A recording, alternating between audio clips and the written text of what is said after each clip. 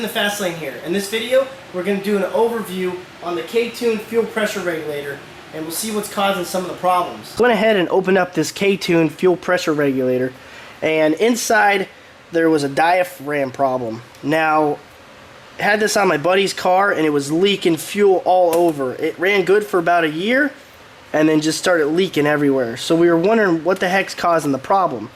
Well, here's what the problem is. Right here, the diaphragm goes in.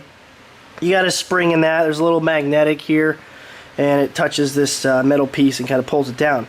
But the real true problem is it's too deep here. So when this diaphragm goes in, and it goes in just like that, you could see right away how flush it is right here. It's already completely flushed.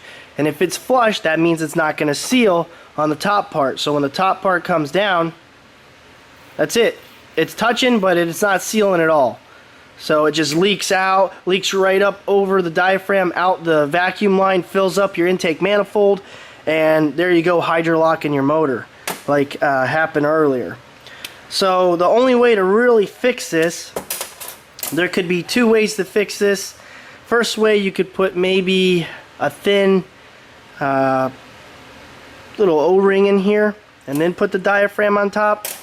But that's probably going to cause future problems. Another way would be to grind this part down flatter. So this part, this lip right here, is lower than this outside part. So we can take, I'd say if you took about 10 to 20 thousandths off of that, maybe a little less, maybe 15 thousandths, then it would give this diaphragm a higher spot, and then when you put the top back on, it would seal again.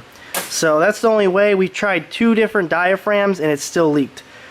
So that's the problem with the K-tuned fuel pressure regulators. So first I'm going to start out with some 400 grit dry. I'm not going to wet it. So I got this flat block, and I'm just going to run it back and forth, and we're going to find out where it's uneven at. It might even be a little warped, who knows.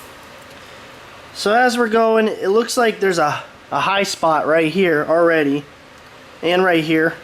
So we'll get down. Once the chrome or the aluminum comes through, that'll tell you where it's higher, because the black will still be showing.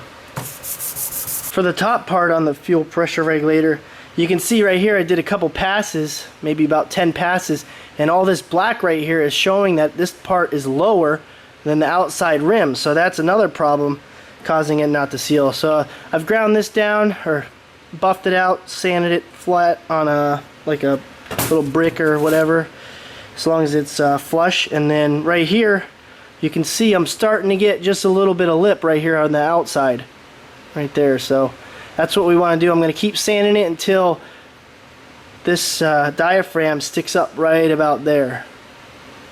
So when that top comes down, it's got something to seal on. Alright, so I'm going to put the diaphragm in here again, and it's starting to stick up a little bit more. And I went and smoothed this one out, the top piece. So we're going to put it on, and we should see a nice ring on here. And you can see it's not gapped out anymore right here like it was before. So we'll spin it, and there we go. We can, if you look, you can see where it's actually sealing off.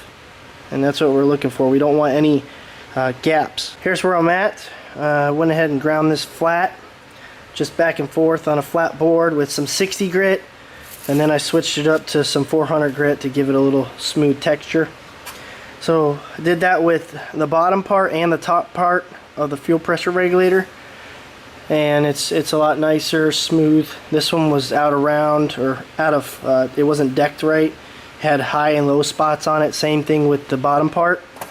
So we'll put the diaphragm in here and push it down, and you can see right away at the beginning it's already sitting higher up from probably about 200 passes, maybe 300 passes.